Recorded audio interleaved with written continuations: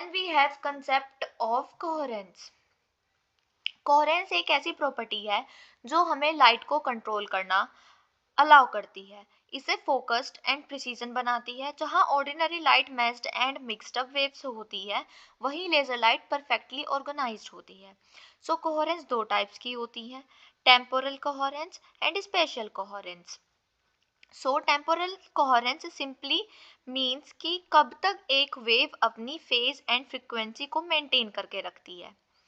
Incoherent light, incoherent light को तो हम ऐसे मानो कि जैसे बहुत सारे लोग हैं और वे एक साथ बोल रहे हैं एंड कोई तेज बोल रहा है, कोई धीरे बोल रहा है, तो मतलब सब कुछ रैंडम है, सिंक्रोनाइज्ड नहीं है। और वहीं कोहेरेंट लाइट सिंक्रोनाइज्ड होती है, कंसिस्टेंट होती है ओवर अ लॉन्ग पीरियड। ये डायरेक्टली मोनोक्रोमेसिटी से रिलेटेड है। अगर कोई लाइट की बहुत ही नैरो रेंज ऑफ फ्रीक्वेंसी है तो हम उसको टेम्पोरली कोहेरेंट बोल सकते हैं। As you can also see in the diagram, अगर टेम्पोरल कोहेरेंस हाई है तो कोहेरेंस की जो वेव वो बहुत ही इवन है, पूरी लेवल्ड है ना। और अगर लो टेम्पोरल कोहेरेंस की बात करें तो उसकी वेव्स बहुत ही अनइवन है और सिंक्रोनाइज नहीं करती इतने अच्छे से।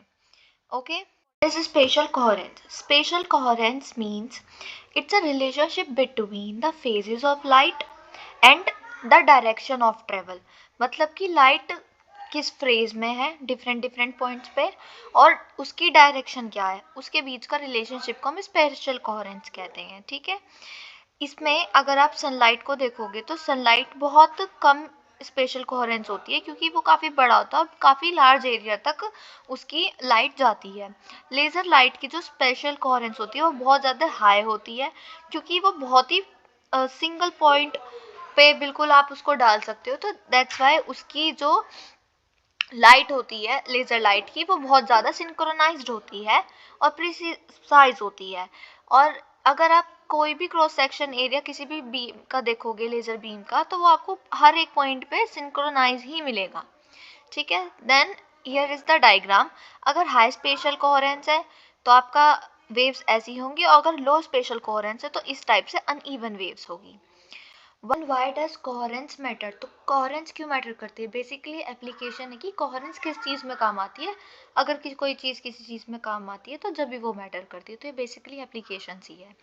सो कोहेरेंस हमारी होलोग्राफी में काम आती है, 3D इमेज बनाने में काम आती है, हमने होलोग्राफी के बारे में पहले पढ़ा भी है।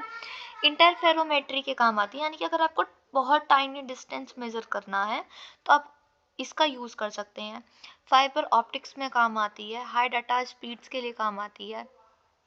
ओके, एज वी नो, देखो, ट्रांसवर्स कोहेरेंस कहते हैं हम स्पेशल कोहेरेंस को और लॉन्गिट्यूडनल कोहेरेंस कहते हैं हम टेम्पोरल कोहेरेंस को। ओके, ये चीज़ ध्यान रखना है, इनके सेकंड नेम है ये।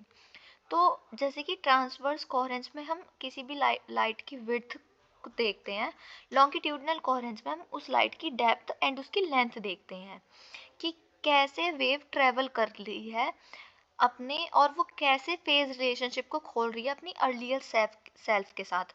मतलब जैसे वो पहले थी और बाद में वो कैसे वो फेज को खो देती है, तो ये चीज़ हम उसमें स्टडी करते हैं।